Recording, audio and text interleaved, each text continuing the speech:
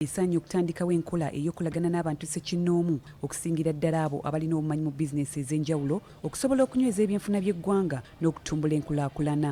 Omukugu mu byenfuna Beatrice Florence agamba nti gavumenti olw'obutamanya ebinaago tebiraze bandisaanye bettanira enkola eya public-private partnership okuziyiza obuzibu obugira mu byenfuna singa bibeera tebikwatiddwa n'obumanyi. They must have the institutions that are responsible for public-private partnership implementation. For example, the public-private partnership unit.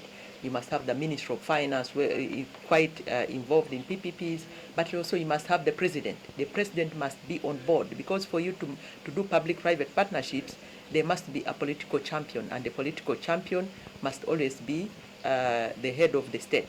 Beatrice wano wasabidde gavumenti okwettanira enkola eno nga tennakola ndagaano yonna okusingira ddala ezo ezireetebwa bamusigansimbi. Government is ordinarily supposed to provide these infrastructure services, but because of the challenges governments have in terms of their budgets, in terms of their capacities, in terms of inability to innovate, so they opt to invite the private sector to partner with the government to deliver these infrastructure projects, because the private sector has enough financing.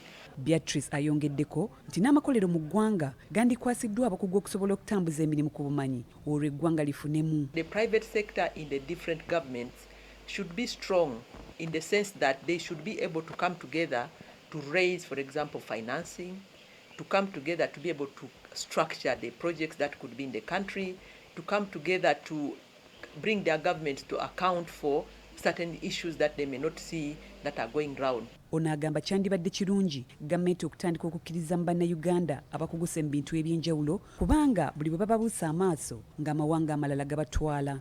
Helen Nankwanga, BBS Telefina, ageesigika.